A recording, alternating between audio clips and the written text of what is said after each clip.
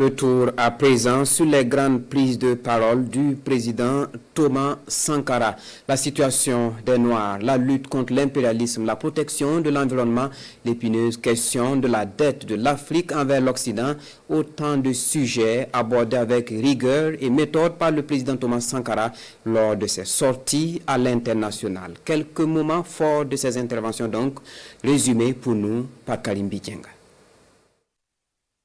Harlem le 3 octobre 1984. À l'invitation de la coalition Patrice Lumumba, environ 500 personnes se rassemblent à l'école Harriet Tubman, à la rencontre du père de la révolution d'août 1983. La révolution dont la vocation est l'épanouissement des Burkinabés et des Africains en général a à peine un an.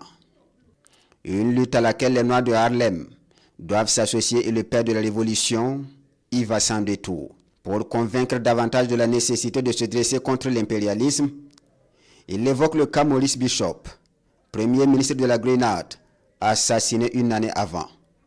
Si nous ne voulons pas que demain on assassine des Maurice Bishop, il faut que nous nous mobilisons dès aujourd'hui, dira-t-il.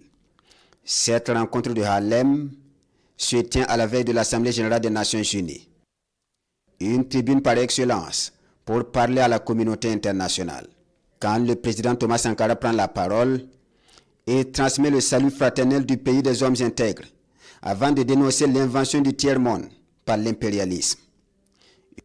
C'est pour lui une escroquerie de l'histoire dont le Burkina Faso est victime.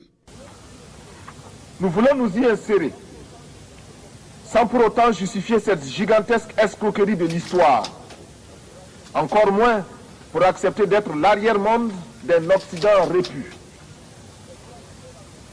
Mais pour affirmer la conscience d'appartenir à un ensemble tricontinental et admettre, en tant que non-alignés et avec la densité de nos convictions, qu'une solidarité spéciale unit ces trois continents d'Asie, d'Amérique latine et d'Afrique dans un même combat contre les mêmes trafiquants politiques, les mêmes exploiteurs économiques. Reconnaître donc notre présence au sein du tiers-monde, c'est, pour paraphraser José Marti, affirmer que nous sentons sur notre joue tout coup donné à n'importe quel homme de ce monde. Fin de citation. Nous avons jusqu'ici tendu l'autre joue. Les gifles ont été redoublés. Mais le cœur du méchant ne s'est pas attendri. Ils ont piétiné la vérité du juste. Du Christ, ils ont trahi la parole. Ils ont transformé sa croix en massue. Et après qu'il se soit revêtu de sa tunique, ils ont lacéré nos corps et nos âmes. Ils ont obscurci son message. Ils l'ont occidentalisé. Cependant que nous le recevions comme libération universelle. Alors, nos yeux se sont ouverts à la lutte des classes. Il n'y aura plus de gifles. Il n'y aura plus de gifles. Un serment fait dans la nuit du 4 août 1983.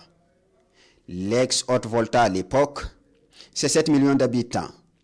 Un taux de mortalité infantile de 180 pour 1000. Une espérance de vie de 40 ans. Et un taux d'analphabétisme de 98%. Autant de mots aux origines politiques. D'où l'intervention du Conseil national de la Révolution pour réaliser des changements profonds. Il nous fallait prendre la tête des jacqueries qui s'annonçaient dans les campagnes affolées par l'avancée du désert, épuisées par la faim et la soif et délaissées. Il nous fallait donner un sens aux révoltes grondantes des masses urbaines désœuvrées, frustrées et fatiguées de voir circuler les limousines des élites aliénées qui se succédaient à la tête de l'État et qui ne leur offraient rien d'autre que des fausses solutions pensées et conçues par les cerveaux des autres. Il nous fallait donner une âme idéologique au juste litre de nos masses populaires mobilisées contre l'impérialisme monstrueux. La lutte contre la domination passe en partie par la protection de l'environnement. Un environnement en dégradation continue. Et les voltaïques de l'époque observent impuissants jusqu'à l'avènement de la révolution d'août 1983. La politique du CNR en matière d'environnement fait école ici. Nous sommes le 5 février 1986 à la conférence internationale sur l'arbre et la forêt à Paris. Nous voulons donc affirmer que la lutte contre la désertification est une lutte pour l'équilibre entre l'homme, la nature et la société. À ce titre, elle est avant tout une lutte politique et non pas une fatalité.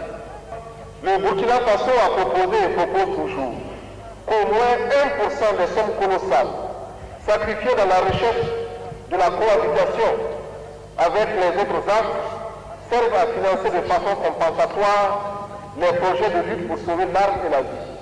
Quoique l'environnement soit indispensable pour une Afrique souveraine, le président Thomas Sankara reconnaît clairement que ce n'est pas la seule condition. Une des autres conditions a trait à l'économie. Une économie tiraillée par la question de la dette des pays africains envers ceux occidentaux. La solution du président Thomas Sankara pour l'organisation de l'unité africaine est le non-remboursement. La dette ne peut pas être remboursée parce que, d'abord, si nous ne payons pas, nos bailleurs de fonds ne mourront pas. Soyons-en sûrs. Par contre, si nous payons, c'est nous qui allons mourir. Soyons-en sûrs également. Ceux qui nous ont amenés, ceux qui nous ont conduits à l'endettement, ont joué comme dans un casino. Quand ils gagnaient, il y avait plein de débats. Maintenant qu'ils ont perdu au jeu, ils nous exigent le remboursement. Et l'on parle de crise. Non, monsieur le président, ils ont joué, ils ont perdu, c'est la règle du jeu. La vie continue.